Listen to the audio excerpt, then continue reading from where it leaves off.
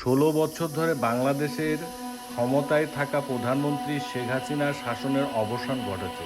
সদ্য সমাপ্ত জাতীয় নির্বাচনে বাংলাদেশ আওয়ামী লীগ বিপর্যয়কর পরাজয়ের মুখে পড়েছে, যেখানে বিরোধী দল গণতান্ত্রিক জাতীয় ফ্রন্ট সিএনএফ সংসদে সংখ্যাগরিষ্ঠতা অর্জন করেছে। নির্বাচনের ঠিক এক সপ্তাহ আগে একটি জনসভায় দেওয়া প্রধানমন্ত্রী শেখ হাসিনার এক বক্তব্য ঘিরে দেশ জুড়ে চরম বিতর্ক শুরু হয়। বক্তব্যে তিনি বলেন, মুক্তিযোদ্ধার নাতি নাতনিরা আজকাল মানুষ না, আর রাজাকারের বাচ্চারা এখন মানুষ হয়েছে। এই মন্তব্য দ্রুত সামাজিক যোগাযোগ মাধ্যমে ছড়িয়ে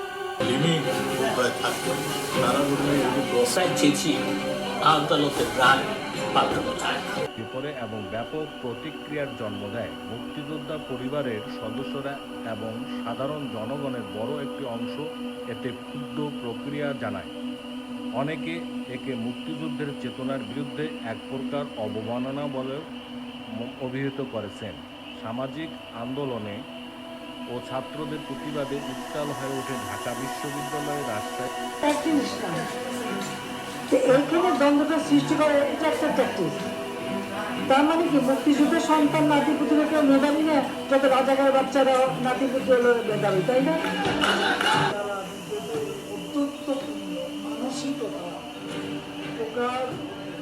বলেন, এমন মন্তব্য জাতীয় মৌলিক আত্মপরিচয়কে অস্বীকার করার শামিল। ধন্যবাদ। ভিডিওটি ভালো লাগলে সাবস্ক্রাইব করতে ভুলবেন না যেন।